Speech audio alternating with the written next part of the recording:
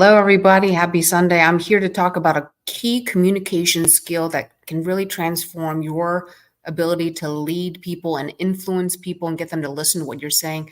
Hi, my name is Dr. Elsie. I am the founder and CEO of Lead Physician Online Leadership Program and also the Chief Medical Officer of American Endovascular and Amputation Prevention.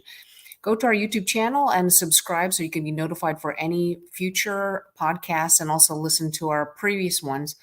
So let's go to it. A key communication skill. There's so many communication skills that's not the purpose of this podcast. And people take courses, get PhDs and masters in communication. And I know that people like my sister, I've watched throughout the years who have not. Both my sisters have been in the crux of business where they have to communicate really well. And I didn't learn that as a physician. And many physicians, we're so good at communicating to our patients and getting them to do what we want them to do, but we're not so good at being able to influence and engage people around us, whether it's our employees, our direct reports, our leaders, our coworkers. And we get really frustrated because we don't know, we use the same skills that we learned in medicine and in our medical education and residency to try and gain the trust and influence of others, and we fail. And so I want to talk to you about this book again, and thank you to AAPL and Mark Olsnick, who's the chief editor. This book, I highly recommend, even if you're not going to go and be a chief medical officer. It's a guidebook based on a bunch of physician leaders, even chief nursing officer, CMIOs, who've written chapters on their experience on leadership. And the chapter that I'm talking about that I've done, and I'm doing this a little bit differently today because I'm going to talk about my chapter on communicating effectively. And what I talk about are three major skills, but today I'm only talking about my favorite one within, what I think is so transformative, that I want to share with you. And that skill is listen for the unexpected. What does that mean? We're so used to having conversations where we're expecting what the other person wants to say. We already know what we want to push. We have an agenda. And even though the person might be talking to us, we're not really listening to respond. We're really listening to say what we want to say, right? We want to be heard. We know you might be listening to half of what they're saying, but we already know what we want to tell them. We already know what we want them to do. So how can we better be engaged in a conversation so that people do want to listen to what we're saying and people do want to work with us so that we can collaborate and get things done where it's needed, especially, in the hospitals, for instance.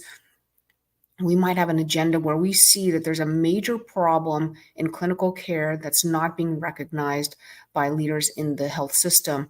And so how can we go there and speak to them in a way that they want to help our healthcare workers? So we're not so good at that. And that's part of marketing and sales. And I'm not talking about being a salesman, like a used car salesman. I'm talking about how do you speak in a way that gets the other person interested. So one of the ways is listening for the unexpected, being open to hear what they have to say before you're speaking, being ready for them to give you an idea that maybe you didn't think about yet. And you know what? I need to step back a little bit and I need to be able to say, maybe that is a good idea. I didn't think about that. Let me just think about that a little bit longer. Instead of being so ready to this is my idea and I need for you to listen to this. So I want to give you an excerpt from the chapter that I've written in this book, Listening for the Unexpected. And there was a story I wrote in here, and I hope you get this book because it's very, very, very interesting. It's a pretty hefty book. There's a lot of great information in here. Okay, a Fortune 500 executive, Chris, was asked to help with a negotiation that was going nowhere. Okay, even after multiple people from the United States manufacturing company sweetened the deal for exclusivity rights for an ingredient made by a small European company. No one could understand why they wouldn't agree to the deal. They tried everything. They assumed it was either because they assumed that it was either because Europeans kept wanting more, or because they were worried about not allowing other companies to buy their product in the future. When Chris arrived in Europe and sat in front of the owner, he let go of all those expectations and assumptions and simply asked the question that others failed to ask. Why? Why would he not give the US-based company exclusivity rights to the product? The owner told him, surprisingly, he promised his cousin 250 pounds of the ingredient a year to make a locally sold compound. So within minutes, they came up with the revised agreement to allow his cousin the rights to a few hundred pounds a year, and the rest would go to the US company. And that was it.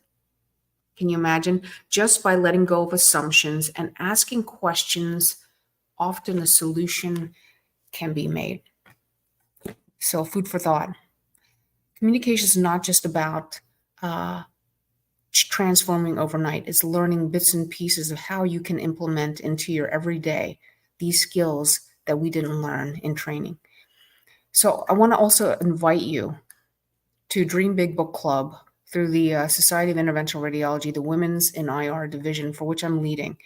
And we have an event coming up on October 30th, Monday at 7 p.m. Eastern Standard Time. I'm going to give you the link.